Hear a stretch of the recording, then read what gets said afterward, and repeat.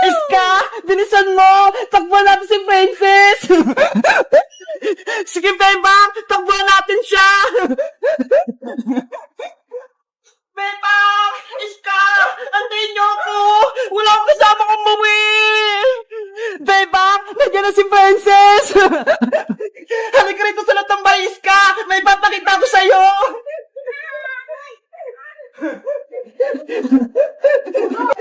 Isara mo yung gate para hindi makapasok si Princess! Okay!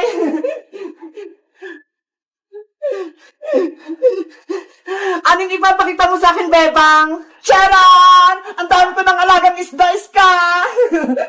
Wow! Sobrang dami nga, Bebang! Iba-iba yung kulay! Kaya nga tignan mo tong mga to, oh! Kulay gold! Oo nga, no! Iba-iba yung kulay! Kumikinang-kinang pa! Sabi ni nanay, magbibenta na daw ako ng isda sa susunod para may baon na ako sa school. Talaga? Magbibenta ka ng isda, Bebang? Sige, bibili ako sa'yo para may alaga din akong isda. Huwag ka nang bumili sa akin, Iska. Dahil mabait kang kaibigan, bibigyan na lang kita. Totoo? Wait lang, Iska. Kukuhanan kita.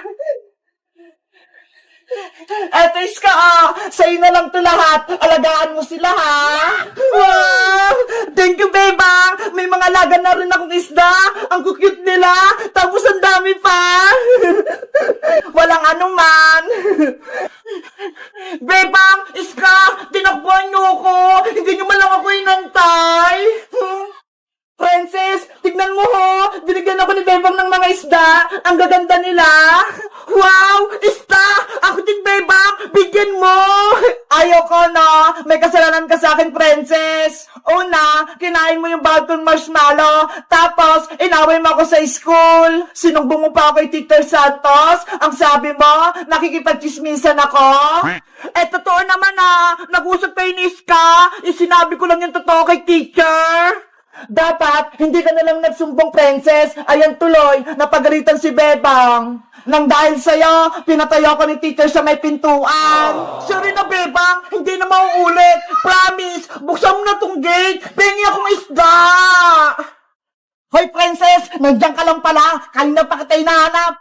Ano na naman yun, Bajang? May kasalanan ka sa akin. Tinatawanan mo pa ako, ha? Habang pinapatayo ko ni Teacher Santos, akala mo, palalampasin ko yon?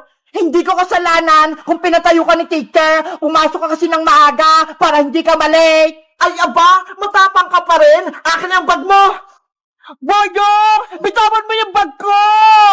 Pag nakuha ko tong bag mo, itatapon ko to para hindi ka na makapasok sa school. Boyong! Wag! Naku, si Princess tsaka si Boyong nag-away, Bebang. Hayaan mo lang sila, Iska. Bahala yan si Princess. Akin na yung bag mo, Princess! Boyong! Akin yan! Hindi ko na ito ibabalik. Oh no! Bebang! Tulungan niyo ako! Inaway ako ni Boyong! Ginawa niya yung bag ko! Hello guys! Ako si Bebang! Tutulungan ba namin si Princess? Kahit may kasalanan siya sa akin, mag-comment lang kayo para sa 5-4! Bye-bye! Yung bagong marshmallow! Kinain ni Princess! Oh no! Bebang, tama na! Huwag ka na umiyak! Nandito na tayo sa school! Baka marinig ka pa! Kasi wala akong pagkain mamayang recess, Iska Naubos na! Ikaw kasi, Princess, no?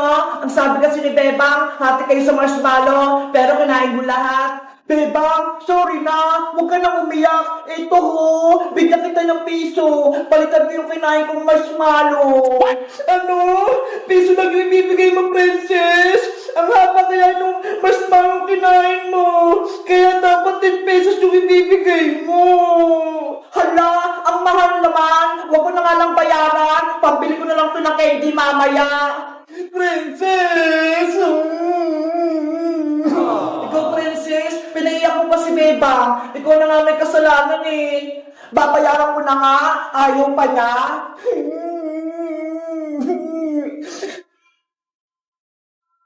Beba, huwag ka nang umiyak. Andiyan na yung bago nating teacher. Good morning, class. Good morning, teacher. Good morning, teacher. Good morning, teacher. Bakit may umiyak sa class ko? Ano nangyari sa'yo?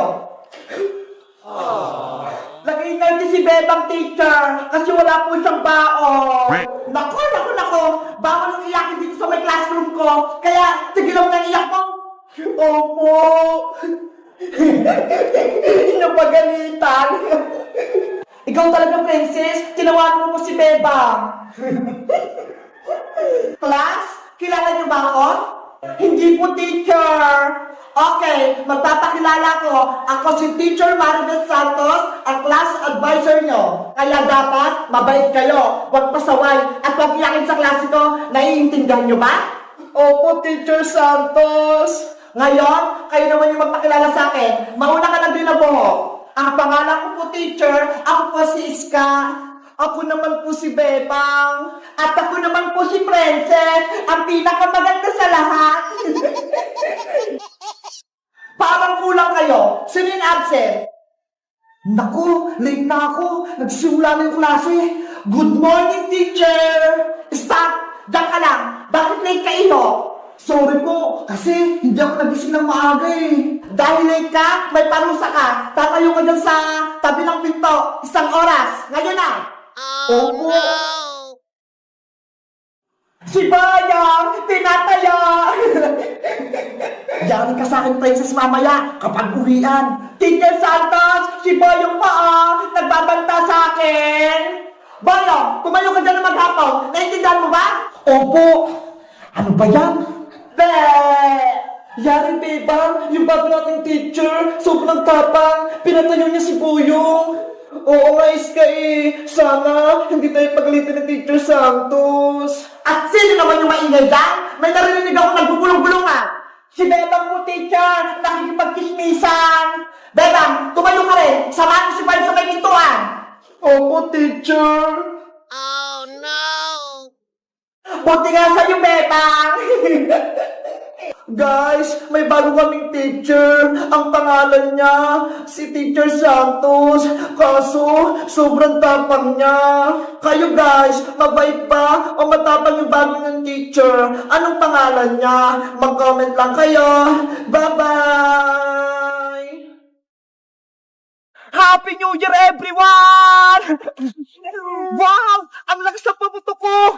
Eto na ating pinakamalakas na paputok sa buong mundo! Nasaan na kayo si Princess Bebang Iska? Ipaparinig ko lang sa kanitong boga-boga ko. Panigurado, magugulat sila! Princess, Iska, anong gagamitin yung pangpaingay sa bagong taon?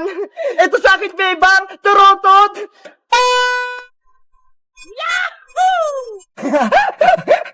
Ano ba yan, Iska? Ang litlit naman niya ng turotot mo, tapos ang hinahinan ng tunog.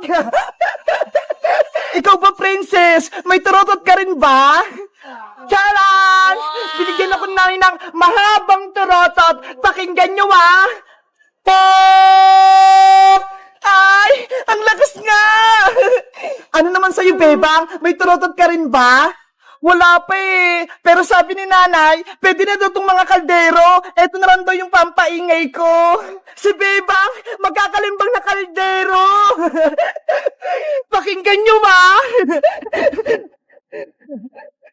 Maganda nga. Malakas din yung tunog. Ready na tayo sa pagsalubong ng bagong taon. Panigurado masaya tayo. Year 2024 na bukas. Ang bilis ng panahon. Birthday ko na ulit sa January.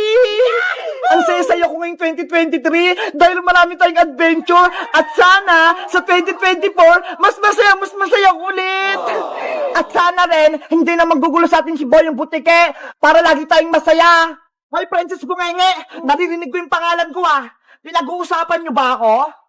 Hala, Princess, si Boyong narinig ka. Hay nako, dumating na naman si Boyong butike. Patulogin ko na nga lang itong malaki kong tarotot para mawala yung malas. Ano? Wala kang tarotot na. Ayan ba yung pinagmamalaki mong, Princess? Eh, ang hina-hina. Bakit? Malakas ba yung torotot mo? Hindi torotot yung gamit ko, kundi eto. Hala, Boyong, ano yan? Eto ang tinatawag na boga-boga. Uy, Boyong, bawal yung boga-boga na yan ah. Kaya nga, huliin ka ng barangay tanod kapag nakita kang may hawak na boga-boga. Ang daldal nyo, paputukin ko na nga lang to. Boom! Ang lakas-lakas! Ang ingay, Boyong! Masakit sa tinga! Isa pa! Happy New Year!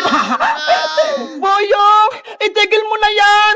Bawal yung boga-boga! Panis yung mga torotot nyo! Malakas tong boga ko! Parang may naririnig akong boga-boga dun ah! Happy New Year! Hoy, bakit pasaway? Ano yan? Manong tanod, si Boyong po, naglalaro ng boga-boga, huliin niyo po siya. Lagot, may tanod. Alam mo bang bawal magpaputok ng boga-boga? Nakakadisgrasya yan. Hindi po siya sa amin nakikinig, Manong tanod. Sinabihan na nga po namin siya na bawal eh. Akin na yan, Boyong, kung ayaw mo ipakulong kita. Ayoko pong makulong, Manong tanod. Ito na po, ibibigay ko na. Sa susunod, huwag ka na maglaro nito ha. Kung hindi, dadalhin na kita sa pulis. Opo. Buti nga sa'yo, Boyong. Wala ka ng boga-boga.